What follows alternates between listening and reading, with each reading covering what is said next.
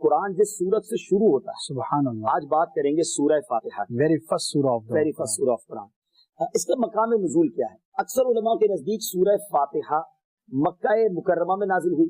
امام مجاہد رحمۃ اللہ تعالی فرماتے ہیں کہ سورہ فاتحہ مدینہ منورہ میں نازل ہوئی. اور ایک قول یہ بھی ہے کہ سورہ فاتحہ 2 مرتبہ نازل ہوئی. ایک مرتبہ مکہ پاک میں، دوسری مرتبہ مدینہ منورہ میں. اچھا، اس میں آیات، کلمات اور حروف کی تعداد کیا ہے؟ اس صورت میں 1 رکوع ہے، 7 آیتیں ہیں، 27 کلمے ہیں اور 140 حروف ہیں، 140 حروف ہیں. سورہ فاتحہ کے اسماء بہت سارے اس کے نام ہیں اور اس کی وجہ کیا ہے؟ سورہ فاتحہ سے قرآن پاک کی تلاوت کی جاتی ہے، شروع کی جاتی ہے. اسی صورت سے قرآن پاک لکھنے کی ابتدا کی جاتی ہے، اس لیے اسے فاتحۃ الکتاب یعنی کتاب کی ابتدا کرنے والی بھی کہتے ہیں. اوپننگ بک ہو گئی. اچھا، اس سورت کی ابتدا الحمدللہ سے ہوئی. اسی مناسبت سے اسے سورہ حمد یعنی وہ سورت جس میں اللہ تعالیٰ کی حمد بیان کی گئی یہ بھی کہتے ہیں. سورہ فاتحہ قرآن پاک کی اصل ہے، اس بنا پر اسے ام القرآن اور ام الکتاب بھی کہتے ہیں. کیا بات ہے. اور آگے چلتے ہیں. یہ سورت نماز کی ہر رکعت میں پڑھی جاتی ہے اور یہ سورت 2 مرتبہ نازل ہوئی ہے. اس وجہ سے اسے السبع المثانی یعنی بار بار پڑھی جانے والی یا 1 سے زائد مرتبہ نازل ہونے والی 7 آیتیں کہا جاتا ہے.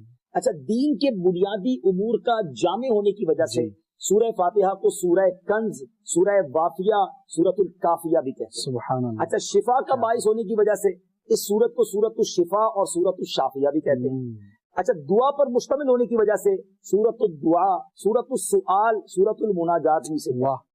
کتنے نام ہیں سورت کے اور اتنی مختصر سورت ہے.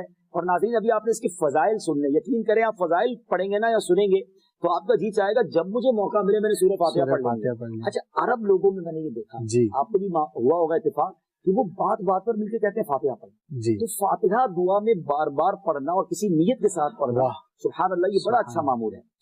اب میں 1-2 حدیثیں بھی سنا دیتا ہوں تاکہ مزید سورہ فاتحہ کے فضائل، بلیسنگز پتہ چل جائیں. پہلی حدیث ہے بخاری شریف کی. سبحان اللہ. حضرت ابو سعید بن معلہ رضی اللہ عنہ فرماتے ہیں، میں نماز پڑھ رہا تھا تو مجھے نبی پاک علیہ الصلوۃ والسلام نے بلایا لیکن میں نے جواب نہ دیا. جب نماز سے فارغ ہو کر پیارے آقا علیہ الصلوۃ والسلام کی خدمت میں حاضر ہوا تو میں نے عرض کی، یا رسول اللہ صلی اللہ علیہ وسلم، میں نماز پڑھ رہا ہوں.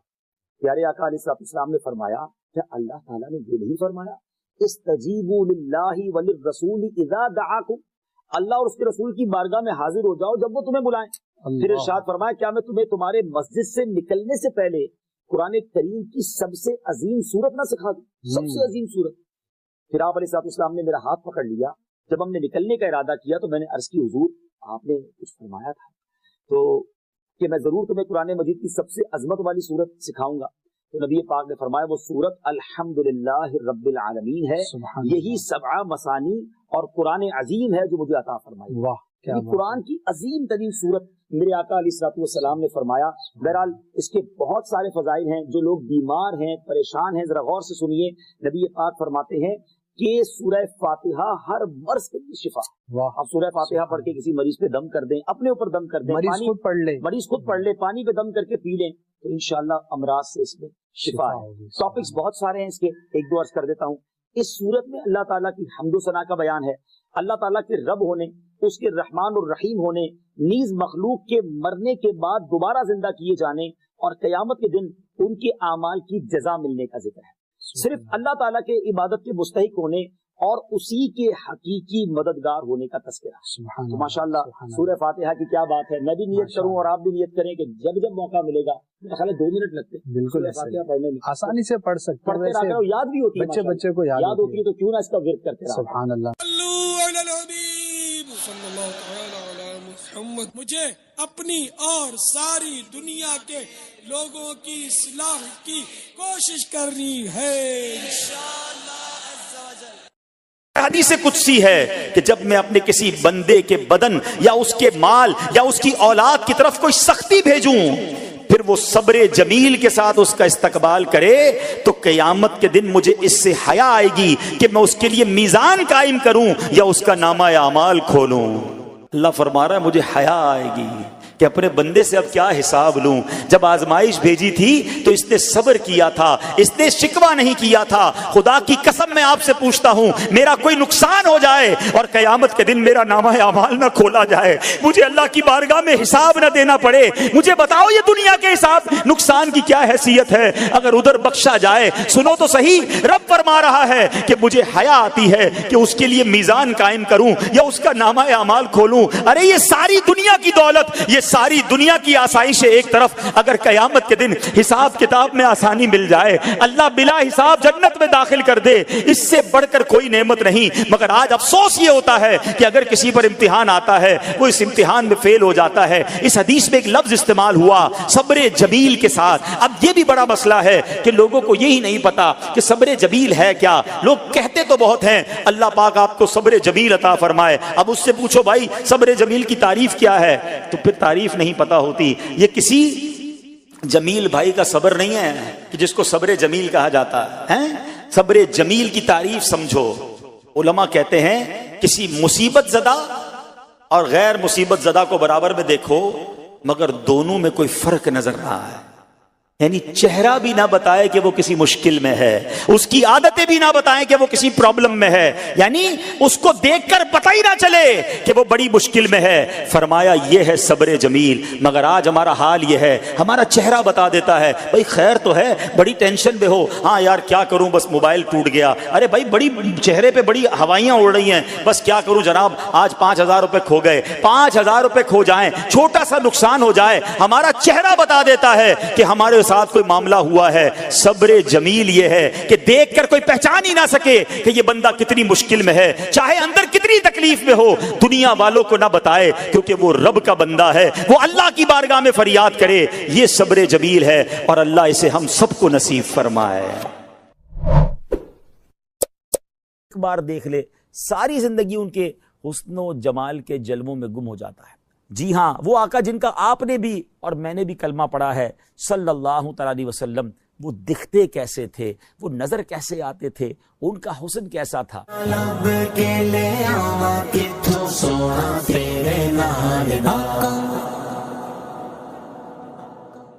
پیارے پیارے اسلامی بھائیوں اور مدنی چینل کے ناظرین, آپ نے آج تک بڑے حسین لوگوں کے تذکرے سنے ہوں گے یا انہیں دیکھا ہوگا.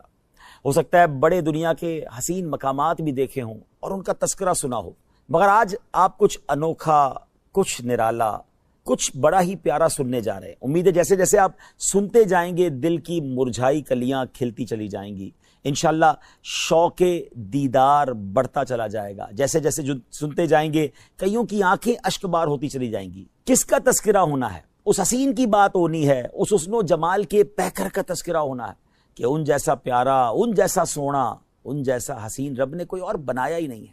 جی ہاں, آج اس ہستی کا تذکرہ ہونا ہے جس جیسا سونا, پیارا اور حسین رب نے بنایا ہی نہیں ہے.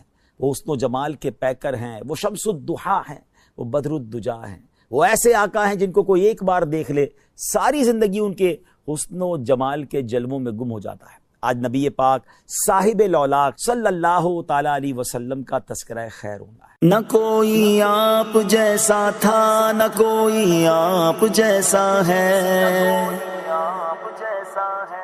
اے میرے پیارے اسلامی بھائیوں, آج کس کی زبانی یہ تذکرہ ہوگا؟ کس نے دیکھا اور کہ دیکھ کر دیوانہ ہو گیا؟ میرے آقا علیہ الصلوۃ والسلام کا حسن وہ ہے کہ جب سیدنا حسان بن ثابت رضی اللہ تعالیٰ عنہ نے دیکھا تو بے ساختہ پکار اٹھے, وَأَحْسَنُ مِنْكَ لَمْ تَرَ قَطُّ عَيْنِي وَأَجْمَلُ مِنْكَ لَمْ تَلِدِ النِّسَاءُ خُلِقْتَ مُبَرَّأً مِنْ كُلِّ عَيْبٍ كَأَنَّكَ قَدْ خُلِقْتَ كَمَا تَشَاءُ. نبی پاک علیہ الصلوۃ والسلام کی ذات وہ ہے جب ان کے حسن و جمال میں گم ہو کر مولانا جامی رحمۃ اللہ تعالی علیہ نے قلم اٹھایا تو کمال کیا. اور آپ لکھتے ہیں, ہر کس کے لبے لالے ترا دیدہ بدل گفت, حقا کے چے خوشکندہ عقیق یمنی را. وہ آقا ہیں کہ جب امام عشق و محبت اعلیٰ حضرت فاضل بریلوی رحمۃ اللہ تعالی علیہ نے آپ کے چہرہ انور کے تصور میں گم ہوئے تو کیا لکھتے ہیں, خامہ قدرت کا حسن دستکاری واہ واہ, کیا ہی تصویر اپنے پیارے کی سنواری واہ واہ. کہیں لکھتے ہیں, کاف گے سوہا دہن یا ابرو آنکھیں عین صاد, کاف ہا یا عین صاد, ان کا ہے چہرہ نور کا. جب مولانا حسن رضا خان صاحب نبی پاک علیہ السلام کے جلووں میں گم ہوتے ہیں تو پھر کیا خوب لکھتے ہیں کہ ایسا تجھے خالق نے طرحدار بنایا، یوسف کو تیرا طالب دیدار بنایا، کونین بنائے گئے سرکار کی خاطر، کونین کی خاطر تمہیں سرکار بنایا۔ مفتی اعظم ہند مصطفی رضا خان صاحب رحمۃ اللہ تعالی جب قلم اٹھاتے ہیں تو کیا لکھتے ہیں کہ خدا کی سلطنت کا دو جہاں میں کون دولا ہے، تم ہی تم ہو، تم ہی تم ہو، یہاں تم ہو، وہاں تم ہو۔ اور پھر میرے شیخ طریقت امیر اہل سنت بانی دعوت اسلامی مولانا محمد الیاس عطار قادری دامت برکاتہ العالیہ جب قلم اٹھاتے ہیں، آقا کے جلووں کا تصور جماتے ہیں تو پھر کیا لکھتے ہیں؟ تیرا خلق سب سے بالا، تیرا حسن سب سے اعلیٰ، فدا تجھ پہ سب زمانہ، مدنی مدینے والے۔ پیارے اسلامی بھائیوں، آج اس ہستی کا تذکرہ کرنا ہے جس کا سارا عالم پروانہ ہے۔ جبھی تو مفتی اعظم لکھتے ہیں نا، تو شم رسالت ہے، عالم تیرا پروانہ، تو ماہ نبوت ہے، اے جلوائے جانانا، اے جلوائے جانانا، اے جلوائے جانانا۔ آئیے اس جلوائے جانانا کا تذکرہ سنتے ہیں، اور کس کی زبانی؟ جی ہاں، اس ہستی کی کہ جس نے ایک بار دیدار کیا، پھر جن الفاظ کے ساتھ تعارف پیش کیا۔ آج بھی سیرت کی کتابوں میں گویا سنہرے حروف میں وہ الفاظ لکھے جاتے ہیں، پڑھے جاتے ہیں۔ اگر آج واقعی آپ جاننا چاہتے ہیں کہ وہ آقا، جی ہاں وہ آقا جن کا آپ نے بھی اور میں نے بھی کلمہ پڑھا ہے صلی اللہ تعالی علیہ وسلم، وہ دکھتے کیسے تھے، وہ نظر کیسے آتے تھے، ان کا حسن کیسا تھا، تو آئیے اب تیار ہو جائیے، تصور میں گم ہو جائیے۔ پیکر حسن و جمال، رسول بے مثال، بی بی آمنہ کے لال صلی اللہ علیہ وسلم کا رخ زیبا کیسا تھا؟ سنتے ہیں سیدتنا ام معبد رضی اللہ تعالی عنہا کی زبان میں۔ ہجرت کا سفر ہے، نبی پاک علیہ السلام سیدنا ابو بکر صدیق رضی اللہ تعالیٰ عنہ کے ساتھ سفر پر رواں دواں ہیں۔ راستے میں وادی قدید کا مقام آتا ہے، ایک ضعیف خاتون ہے جو اپنے خیموں میں بیٹھا کرتی ہیں، آنے جانے والے مسافروں کو کچھ کھانے پینے کا سامان فروخت کیا کرتی ہیں۔ پیارے آقا علیہ السلام بھی اس خیمے پر پہنچتے ہیں، کچھ رقم دے کر کچھ کھانے پینے کا سامان خریدنا چاہتے ہیں۔ ان کے پاس کچھ نہ تھا، معذرت کر لی۔ نبی پاک علیہ السلام نے ان کے خیمے میں ایک بکری دیکھی جو بڑی لاغر تھی، اس کے تھن بھی سوکھے ہوئے تھے۔ میرے آقا علیہ السلام نے اجازت طلب کی کہ اگر آپ اجازت دیں تو اس بکری سے ہم کچھ دودھ نکال لیں۔ ام معبد یہ جانتے ہوئے کہ اس بکری نے دودھ نہیں دینا، پھر بھی اجازت دے دی۔ پیارے آقا علیہ السلام نے اپنے مبارک ہاتھ ان تھنوں پر لگائے۔ ہاتھ کس کے تھے؟ وہ تھن دودھ سے بھر گئے، اتنا دودھ نکلا کہ سب نے خوب دودھ پیا، بلکہ سارے برتن بھی دودھ سے بھر گئے۔ ام معبد رضی اللہ تعالیٰ عنہ یہ معجزہ دیکھ کر بڑی حیران ہوئی۔ میرے آقا علیہ السلام تو اپنا دیدار کروا کے چلے گئے، مگر ان کے سبحان اللہ گھر والوں کو دیوانہ بنا گئے، اس گھرانے کو اپنا دیوانہ بنا گئے۔ ابھی وہ ایمان نہیں لائے تھے۔ ابو معبد رضی اللہ تعالیٰ جب واپس آئے اور ام معبد کے جو شوہر ہیں گھر میں جب دودھ سے بھرے ہوئے برتن دیکھے تو پوچھتے ہیں کہ کون آیا تھا، یہ کیا معاملہ ہے؟ تو آپ فرماتی ہیں ایک مبارک آیا تھا۔ نبی پاک کا نام بھی ابھی انہیں نہیں پتا تھا، نام بھی نہیں پوچھا تھا، تو نام کہا، ایک مبارک ہستی تھی، ایک مبارک شخصیت تھے۔ کہا یہ تو بتاؤ وہ دکھتے کیسے تھے، ذرا بتاؤ تو صحیح وہ کیسے تھے۔ اے پیارے اسلامی بھائیوں، مدنی چینل کے ناظرین، اب سنیے میرے آقا کیسے دکھتے تھے، نبی پاک کا حسن و جمال کیسا تھا۔ ام معبد رضی اللہ تعالیٰ عنہ کے عشق بھرے انداز میں، کس پیارے انداز میں نبی پاک کا رخ انور بیان کیا۔ آئیے الفاظ تو دیکھیے کیسے موتیوں کی مانند ہے۔ وہ کہتی ہیں رأیت رجلا ظاہر الوداع، میں نے ایک ایسی ذات دیکھی ہے جن کا حسن نمایاں ہے، ابلج الوجہ حسن الخلق، جن کا چہرہ خوبصورت اور وہ تخلیق کے شاہکار تھے، لم تعبہ خجلا، ان کی جسابت میں فربا ہونے کا عیب ہی نہ تھا، ولم تزری بہ سعلا، اور نہ